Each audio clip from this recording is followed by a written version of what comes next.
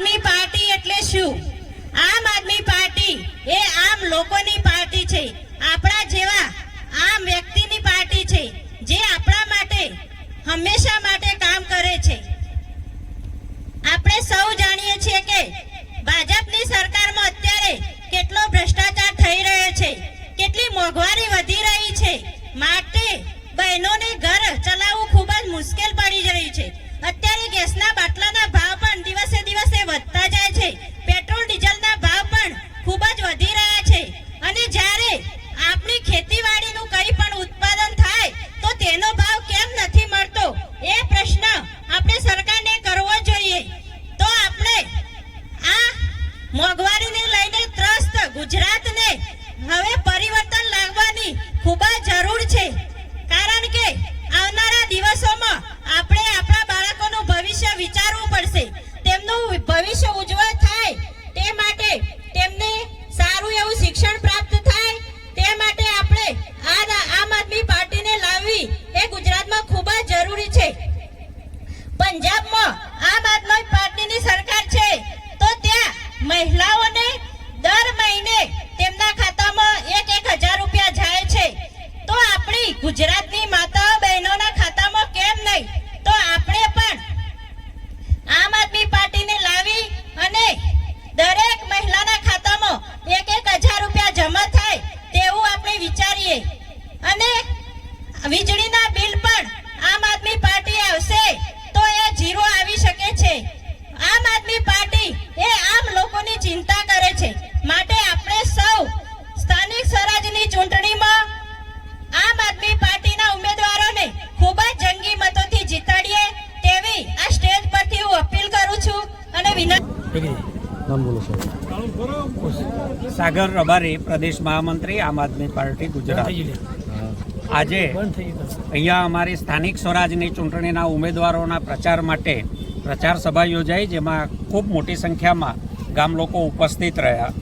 સત્તા જવાના ડરથી ભાજપ અત્યારે રઘવાયેલું થયેલું છે। શામ દામ દંડ ભેદ અજમાવીને બને એટલા ઉમેદવારો પાસે ફોર્મ પાછા ખેંચાવવા માટે હવાતિયા માર્યા છે।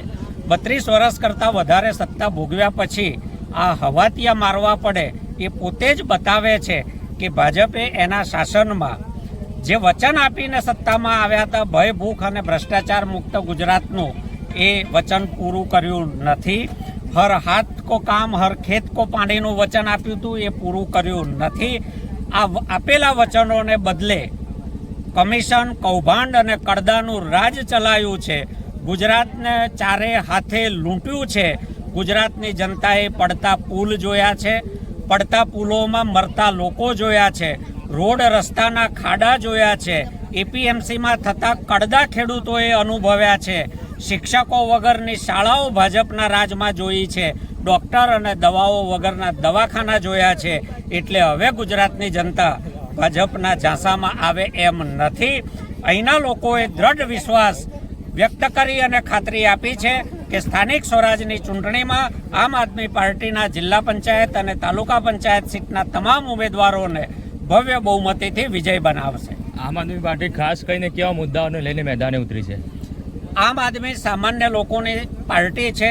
સામાન્ય માણસની જીવન જરૂરિયાતની, રોજમર્રાની જે જરૂરિયાત છે, બાળકને સારું શિક્ષણ, સાજા માદા થાય તો સારામાં સારી સરકાર તરફથી આરોગ્ય સેવાઓ મળી રહે, સારા રોડ રસ્તા મળી રહે, ખેતરને સિંચાઈ મળે, બજારમાં ઉપજનો ભાવ મળે, કડદા થાય નહીં, ભ્રષ્ટાચારના ભોગ ના બનવું પડે।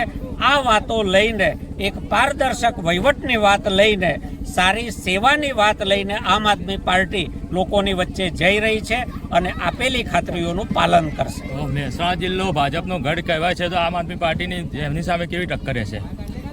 લોકશાહીમાં કોઈ પણ વિસ્તારને કોઈનો ગઢ કહેવો એ લોકશાહીનું અપમાન છે, અને ભાજપ જો એવું માનતું હોય કે મહેસાણા જિલ્લો એમનો ગઢ છે તો એ મહેસાણા જિલ્લાના તમામ મતદારોનું એ અપમાન કરે છે। મહેસાણા જિલ્લાના મતદારો ભાજપના ગુલામ નથી।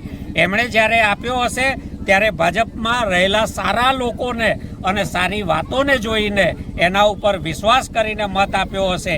એમને એ કલ્પના નહોતી કે એ સારા લોકોની પાછળ નઠારા લોકો ખુરશી પર બેસશે અને ગુજરાતને સુશાસનના બદલે કુશાસન આપશે. આ કુશાસનને મતદારોએ ઓળખ્યું છે. એટલે ભાજપ જો માનતું હોય કે મતદારો મહેસાણાના એના ગુલામ છે તો એ ભ્રમ એનો મહેસાણાના મતદારો આ વખતે ભાંગી નાખશે.